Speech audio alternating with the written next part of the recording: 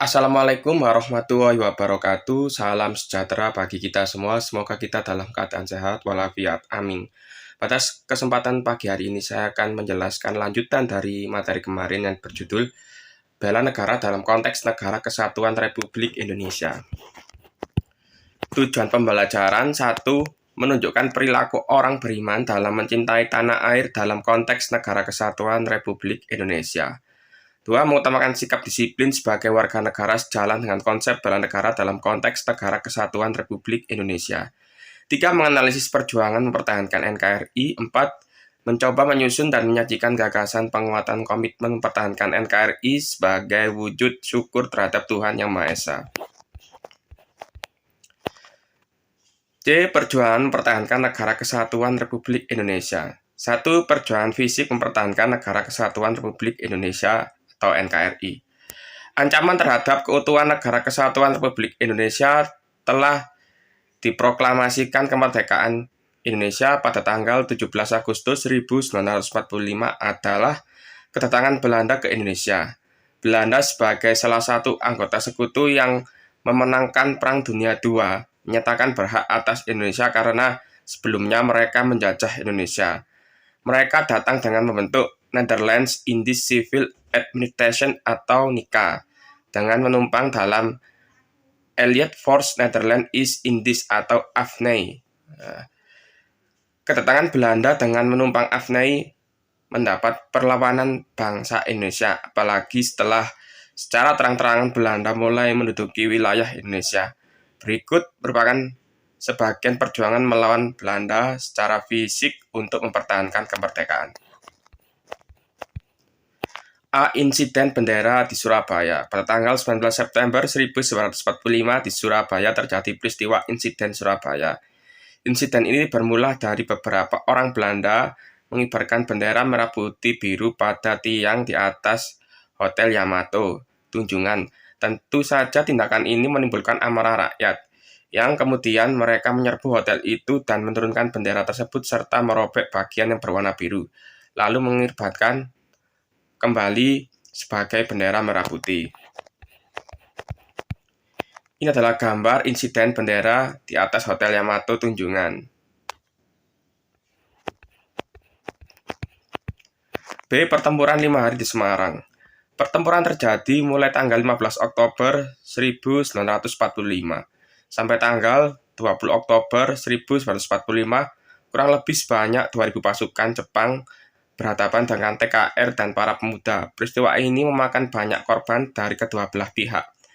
Bermula ketika kurang lebih 400 orang veteran AL Jepang yang akan dipekerjakan untuk mengubah pabrik gula Cepiring Semarang menjadi pabrik senjata. Memberontak pada waktu dipindahkan ke Semarang, kemudian menyerang polisi Indonesia yang mengawal mereka. Dr. Karyadi menjadi salah satu korban sehingga namanya diabadikan menjadi nama salah satu rumah sakit di kota Semarang sampai sekarang. Untuk memperingati peristiwa tersebut, pemerintah membangun sebuah tugu yang diberi nama Tugu Muda.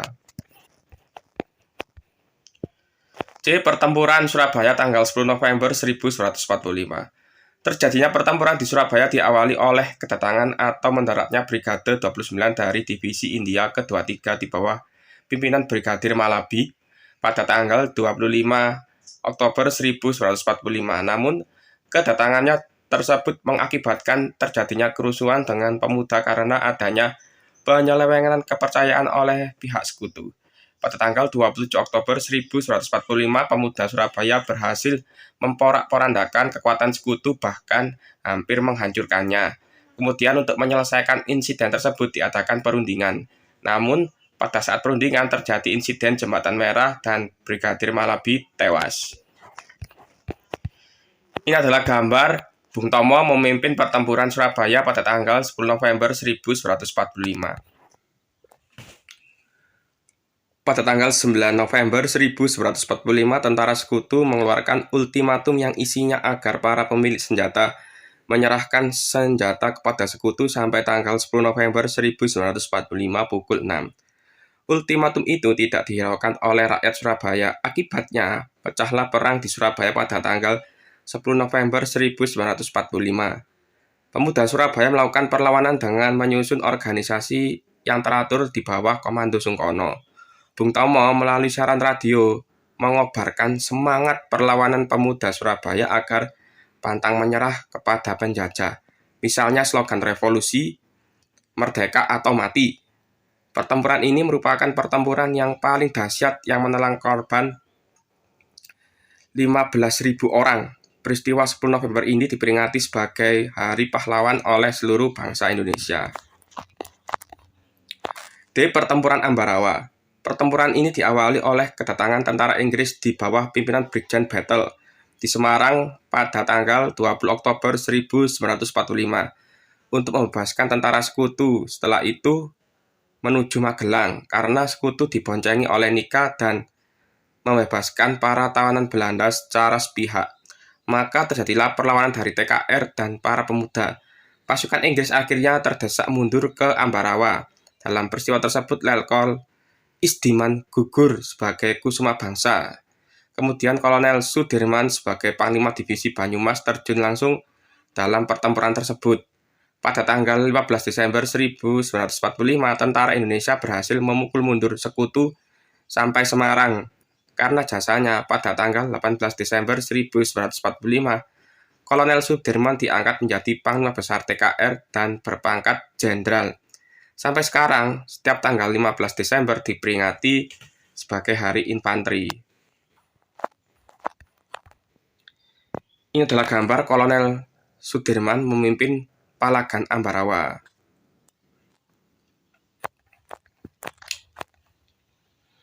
E. Pertempuran Medan Area. Pasukan sekutu yang diboncengi oleh Serdadu Belanda dan Nika di bawah pimpinan Brigadir Jenderal T.E. de Kelly mendarat di Medan pada tanggal 9 Oktober 1945. Pada tanggal 13 Oktober 1945 terjadi pertempuran pertama antara pemuda dan pasukan Belanda yang merupakan awal perjuangan bersenjata yang dikenal dengan Medan Area. Bentrokan antara rakyat dengan Serdadu Nika menjalar ke seluruh kota Medan, dan tentara sekutu mengeluarkan maklumat melarang rakyat membawa senjata serta sebuah senjata yang ada harus diserahkan kepada sekutu. Pertempuran terus terjadi ke arah lain di seluruh Sumatera seperti di Padang, Bukit Tinggi, dan Aceh dengan peristiwa Krung Panjul Beren sejak bulan November 1945. F. Bandung Lautan Api. Pada tanggal 21 November 1945, Sekutu mengeluarkan ultimatum pertama agar kota Bandung bagian utara dikosongkan oleh pihak Indonesia selambat-lambatnya tanggal 29 November 1945 dengan alasan untuk menjaga keamanan. Namun ultimatum tersebut tidak diindahkan oleh para pejuang Republik Indonesia. Oleh karena itu, untuk kedua kalinya pada tanggal 23 Maret 1946, tentara sekutu kembali mengeluarkan ultimatum supaya Tentara Republik Indonesia atau TRI mengosongkan seluruh kota Bandung. Pemerintah RI di Jakarta memerintahkan supaya TRI mengosongkan Bandung. Tetapi pimpinan TRI di Yogyakarta menginstruksikan supaya Bandung tidak dikosongkan. Akhirnya, dengan berat hati TRI mengosongkan kota Bandung. Sebelum keluar dari Bandung pada tanggal 23 Maret 1946, para pejuang RI menyerang markas sekutu dan membumi hanguskan Bandung bagian selatan. Untuk mengenang peristiwa tersebut, Ismail Marzuki mengabadikannya dalam sebuah lagu yaitu Halu Halu Bandung. Ini adalah gambar monumen Bandung Lautan Api. G. Pertempuran Margarana. Pada tanggal 2 hingga 3 Maret 1946, Belanda mendaratkan pasukannya di Bali. Saat itu Letnan Kolonel I. Gusti Ngurah Rai sedang mengadakan perjalanan ke Yogyakarta untuk mengadakan konsultasi dengan markas tertinggi TRI mengenai pembinaan resimen Sunda Kecil dan cara-cara menghadapi Belanda. Sekembalinya dari Yogyakarta, kesatuan resimennya dalam keadaan terpencar. I Gusti Ngurah Rai menggalang kekuatan dan menggempur Belanda pada tanggal 18 November 1945. Karena kekuatan pasukan tidak seimbang dan persenjataan yang kurang lengkap, akhirnya pasukan Ngurah Rai dapat dikalahkan dalam pertempuran Puputan di Margarana sebelah utara Tabanan, Bali, hingga I Gusti Ngurah Rai gugur bersama anak buahnya. H. Perlawanan terhadap agresi militer Belanda. Belanda selalu berusaha menguasai Indonesia dengan berbagai cara. Berbagai perundingan yang dilakukan seiring kali dilanggar dengan berbagai alasan. Untuk menguasai seluruh wilayah Indonesia, Belanda melancarkan agresi militer sebanyak 2 kali. Agresi militer 1 dilaksanakan pada tanggal 21 Juli 1947 dengan menguasai daerah-daerah yang dikuasai oleh Republik Indonesia di Sumatera, Jawa Barat, Jawa Tengah, dan Jawa Timur. Indonesia secara resmi mengadukan agresi militer 1 kepada PBB dan akhirnya atas tekanan resolusi PBB tercapai gencatan senjata. Agresi kembali dilakukan pada 19 Desember 1945 yang diawali dengan serangan terhadap Yogyakarta, ibu kota Indonesia saat itu, serta penangkapan Soekarno, Muhammad Hatta, Syahrir, dan beberapa tokoh lainnya. Jatuhnya ibu kota negara ini menyebabkan dibentuknya pemerintah darurat Republik Indonesia di Sumatera yang dipimpin oleh Syarifuddin Prawiranegara. Setelah Yogyakarta dikuasai Belanda, perlawanan bangsa Indonesia dilakukan dengan mengubah strategi dengan cara perang gerilya. Salah satu hasil perang gerilya adalah serangan umum tanggal 1 Maret 1949 yang dipimpin oleh Jenderal Sudirman. Serangan ini memberi dampak bagi dunia internasional tentang keberadaan NKRI. Perang gerilya. Perlawanan bangsa Indonesia juga menggunakan strategi perang gerilya, yaitu perang dengan berpindah-pindah tempat sewaktu-waktu menyerang berbagai posisi tentara Belanda, baik di jalan maupun di markasnya. Salah satu perang gerilya dipimpin oleh Jenderal Sudirman. Ia bergerilya dari luar kota Yogyakarta selama 8 bulan ditempuh kurang lebih 1000 km di daerah Jawa Tengah dan Jawa Timur. Tidak jarang Sudirman harus ditandu atau digendong karena dalam keadaan sakit keras. Setelah berpindah-pindah dari beberapa desa, rombongan Sudirman kembali ke Yogyakarta pada tanggal 10 Juni 1949. Kolonel A. Nasution selaku Panglima Tentara dan Teritorium Jawa menyusun rencana pertahanan rakyat totaliter yang kemudian dikenal sebagai Perintah Siasat Nomor 1. Salah satu pokok isinya ialah tugas pasukan-pasukan yang berasal dari daerah-daerah federal untuk menyusup ke belakang garis musuh dan membentuk kantong-kantong gerilya sehingga seluruh Pulau Jawa akan menjadi medan gerilya yang luas. Ini adalah gambar Jenderal Sudirman memimpin perang gerilya meskipun dalam keadaan sakit. Salah satu pasukan yang harus menyusup ke belakang garis musuh adalah pasukan Siliwangi. Pada tanggal 19 Desember 1948, bergeraklah pasukan Siliwangi dari Jawa Tengah menuju daerah-daerah kantong yang telah ditetapkan di Jawa Barat.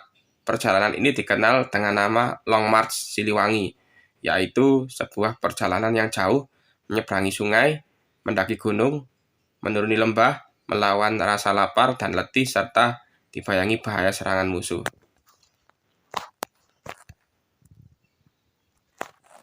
Dua, perjuangan mempertahankan negara kesatuan Republik Indonesia melalui jalur diplomasi.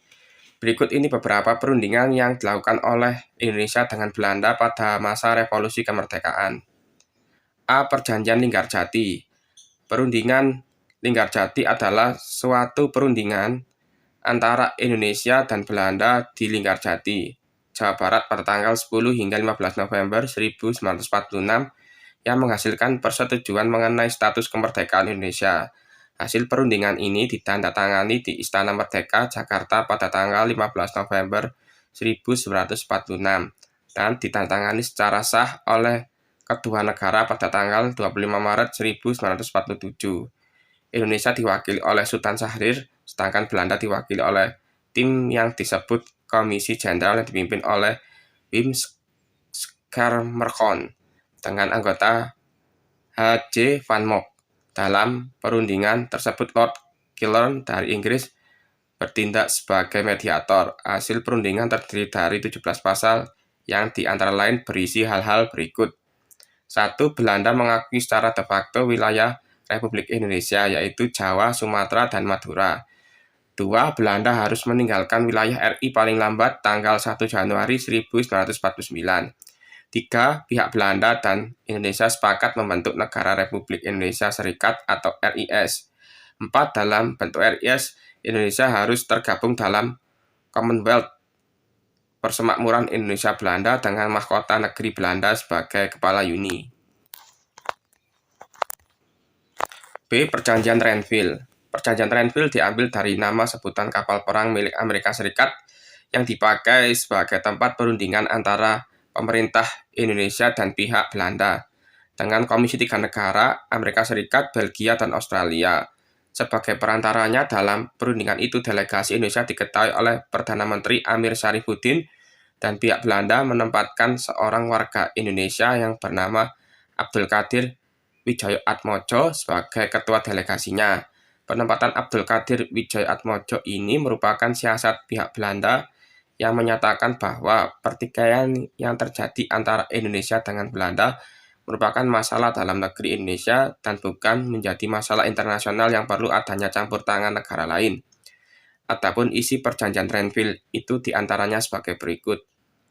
1. Belanda tetap berdaulat sampai terbentuknya Republik Indonesia Serikat atau RIS. 2. Republik Indonesia sejajar kedudukannya dalam Uni Indonesia Belanda. 3. Sebelum Republik Indonesia Serikat terbentuk, Belanda dapat menyerahkan kekuasaannya kepada pemerintah federal sementara. 4. Republik Indonesia menjadi negara bagian dari Republik Indonesia Serikat. 5. Antara 6 bulan sampai 1 tahun akan diselenggarakan pemilihan umum untuk membentuk konstituante RIS. 6. Tentara Indonesia di daerah pendudukan Belanda atau daerah kantong harus dipindahkan ke daerah Republik Indonesia. Nah, ini adalah gambar suasana perjanjian Renville.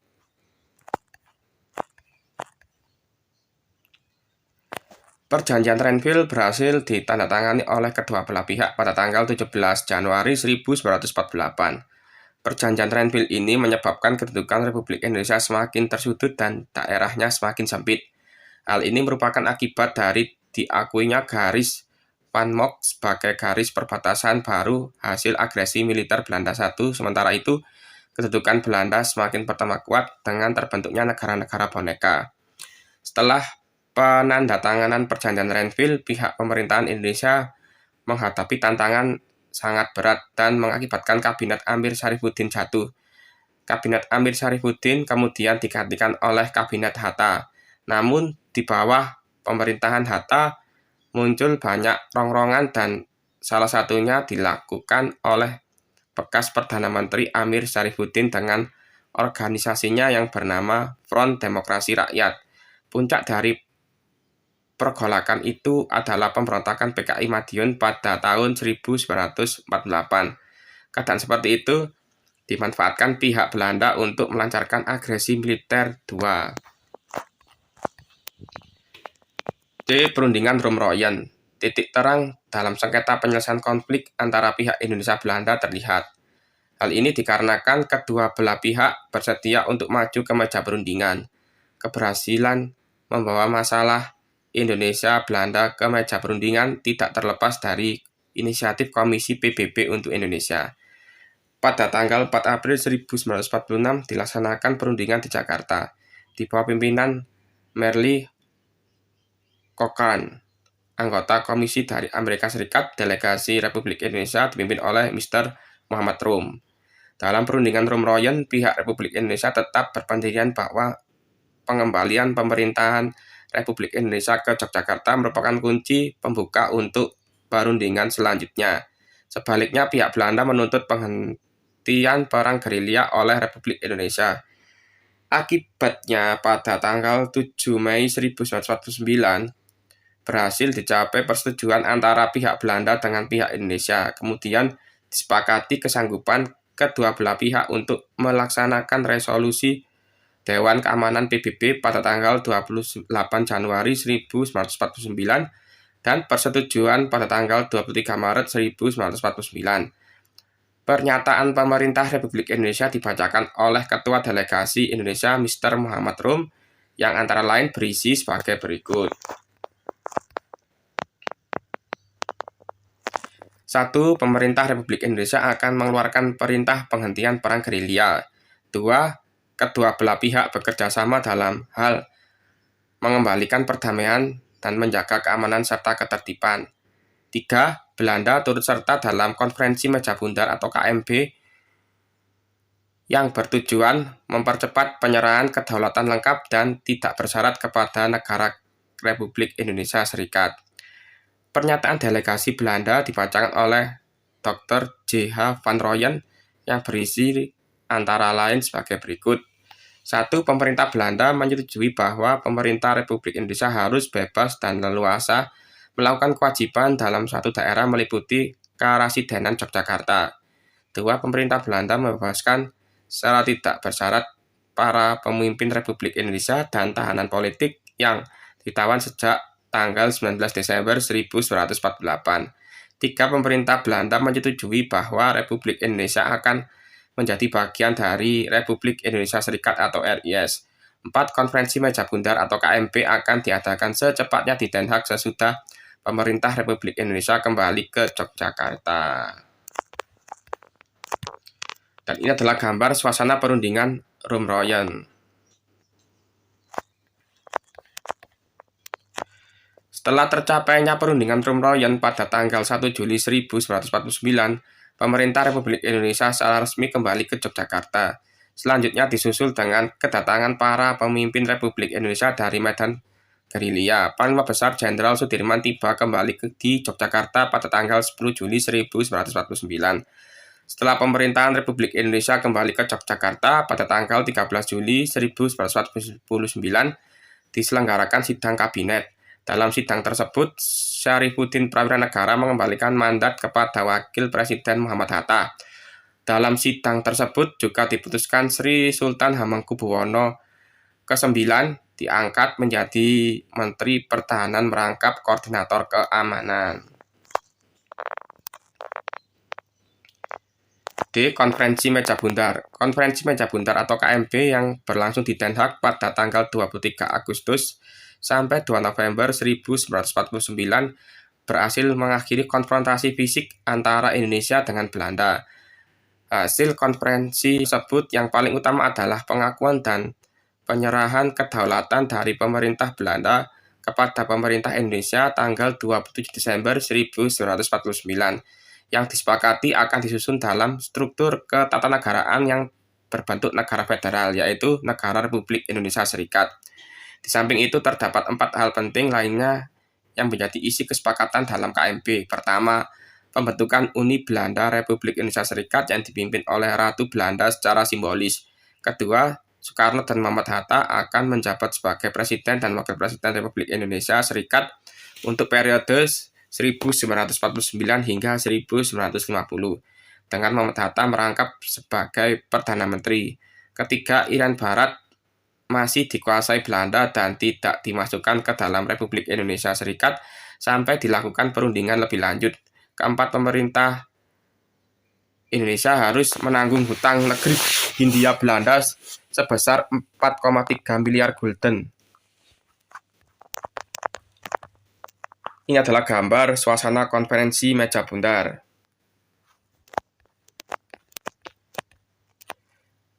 Di satu sisi, hasil KMB tersebut harus dianggap sebagai sebuah kemajuan, karena sejak saat itu Belanda mengakui dan menyerahkan kedaulatan kepada bangsa Indonesia. Dengan demikian, secara resmi Indonesia menjadi negara merdeka dan terlepas dari cengkeraman Belanda.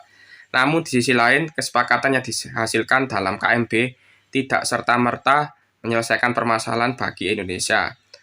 Terlebih, bentuk negara federal, yaitu Republik Indonesia Serikat, adalah produk rekayasa Van Mock yang suatu saat dapat dijadikan strategi untuk merebut kembali Indonesia melalui politik Davide Impera.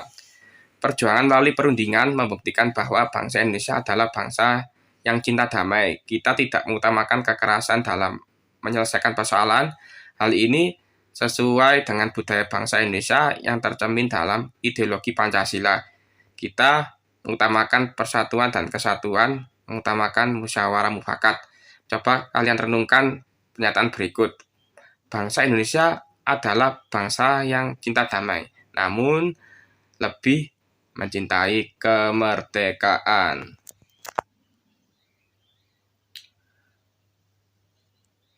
3. Ancaman terhadap Negara Kesatuan Republik Indonesia. Ancaman adalah setiap usaha dan kegiatan baik dari dalam negeri maupun luar negeri yang dinilai membahayakan kedaulatan negara, keutuhan wilayah negara, dan keselamatan segenap bangsa. Ancaman terhadap bangsa dan negara Indonesia terdiri atas ancaman militer dan ancaman non-militer.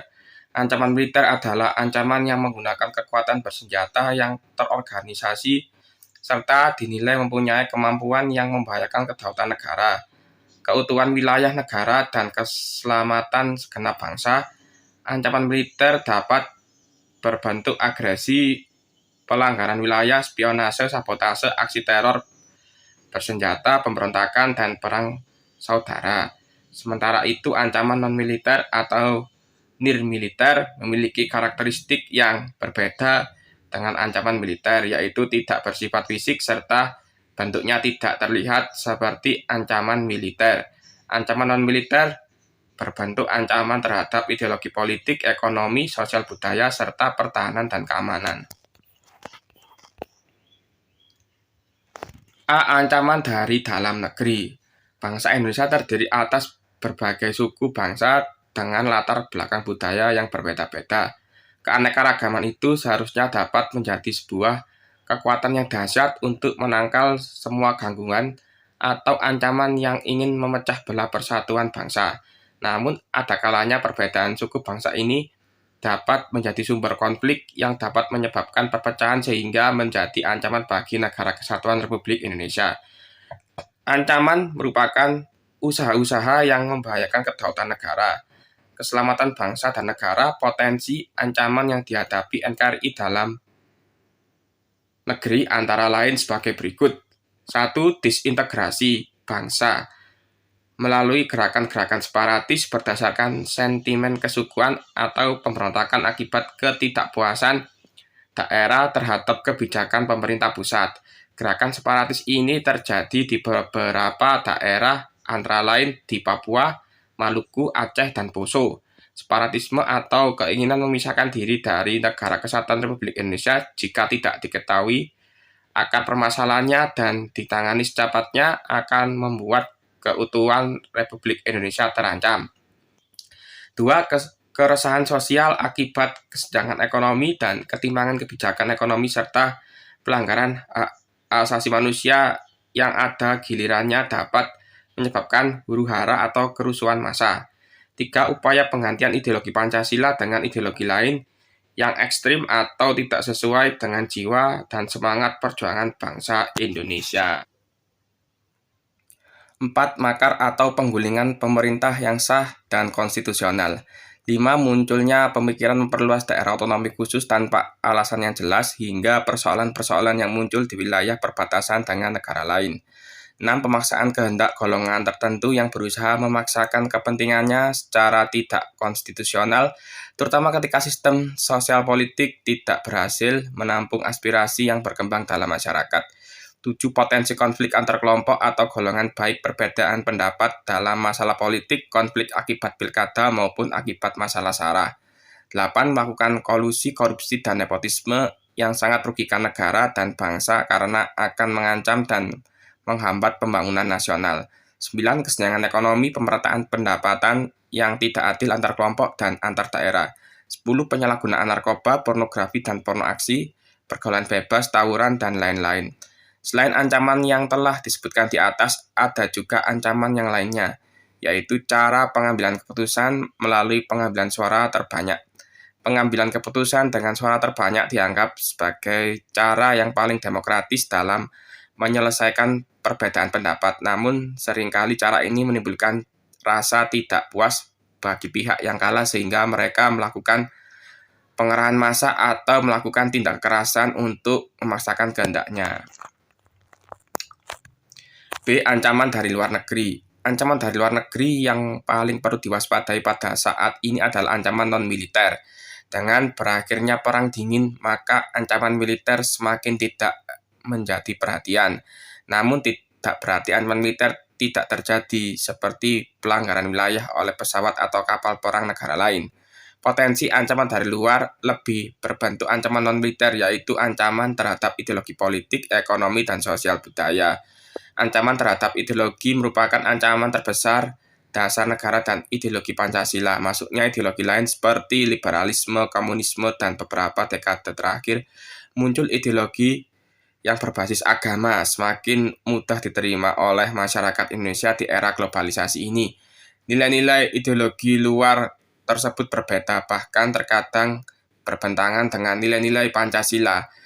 Apabila kita tidak mampu menyaring nilai-nilai tersebut, maka dapat mengaburkan nilai-nilai Pancasila. Contohnya sikap individualis yang merupakan perwujudan liberalisme menjadi ciri masyarakat perkotaan saat ini. Ancaman terhadap politik ditunjukkan dengan ikut campurnya negara lain dalam urusan dalam negeri Indonesia, seperti masalah hak asasi manusia, hukum, pemilihan umum, dan sebagainya. Sistem politik liberal yang mengutamakan kepentingan individu atau kelompok menjadi ancaman dalam kehidupan demokrasi Pancasila. Bentrokan akibat tidak dapat menerima hasil pemilihan umum serta unjuk rasa berlangsung rusuh merupakan akibat negatif ideologi liberal. Ancaman terhadap ekonomi dalam era perdagangan bebas perlu diperhatikan. Semakin bebasnya berbagai produk luar negeri yang masuk ke Indonesia, menjamurnya restoran, investasi asing, dan perusahaan asing dapat menjadi ancaman ekonomi nasional.